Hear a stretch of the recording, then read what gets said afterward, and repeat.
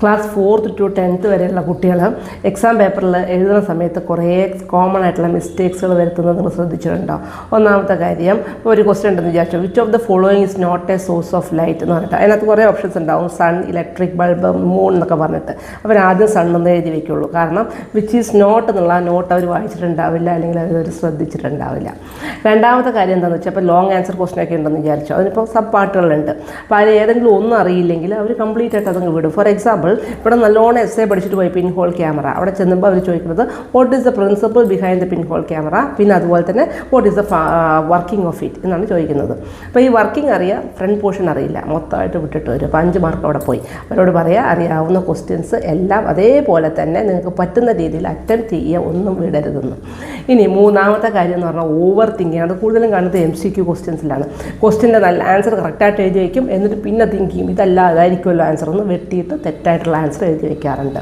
പിന്നെ കാണുന്നത് time management ഒട്ടും ഇല്ല എന്നാണ്. ചുമ്മാ അങ്ങോട്ടും ഇങ്ങോട്ടും നോക്കിയിരിക്കും, ടീച്ചർ എന്താ ചെയ്യണത്, കുട്ടികൾ എത്ര പേപ്പർ വാങ്ങുന്നത്, ഇതൊക്കെ നോക്കിക്കൊണ്ടിരുന്നിട്ട് അവസാന നിമിഷം എല്ലാം കൂടി ഒരുമിച്ച് എഴുതുന്നത്. അവരോട് പറയുക സെക്ഷൻ വൈസ് ആയിട്ട്, സെക്ഷൻ എക്ക് ഇത്രയും സമയം, ബിക്ക് ഇത്രയും സമയം, അങ്ങനെ ടൈം മാനേജ് ചെയ്തിട്ട് എക്സാം എഴുതാൻ പറയുക. പിന്നത്തെ കാര്യം, ക്വസ്റ്റ്യൻ പേപ്പറിൽ ഒരു പോർഷൻ മൊത്തം കാണാതെ വരും. ലാസ്റ്റ് പേജ് അയ്യോ ഇതിനകത്ത് ക്വസ്റ്റ്യൻ ഉണ്ടായിരുന്നോ ഞാൻ കണ്ടില്ല. ഇത്രയും ക്വസ്റ്റ്യൻസ് ഏകദേശം ഉണ്ടാവും. അതിനകത്ത് ഓരോ ക്വസ്റ്റ്യൻ എഴുതി കഴിയുമ്പോൾ ആ ക്വസ്റ്റ്യൻ പേപ്പറിൽ ചെറിയൊരു ടിക്ക് ഇട്ടിട്ട് പോവുക തുടങ്ങിയ കാര്യങ്ങൾ കൊച്ചു പിള്ളേരോട് പറയുകയാണെങ്കിൽ അവർക്ക് ക്വസ്റ്റ്യൻ മിസ്സാവുന്ന പ്രോബ്ലം ഉണ്ടാവില്ല.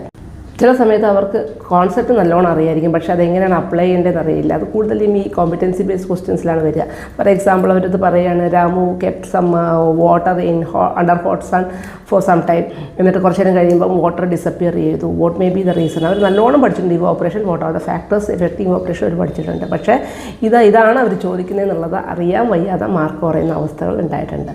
പിന്നെ ഏറ്റവും ഇമ്പോർട്ടൻ്റ് ആയിട്ടുള്ളത് നീറ്റ്നെസ് വേണമെന്ന് പറയുക.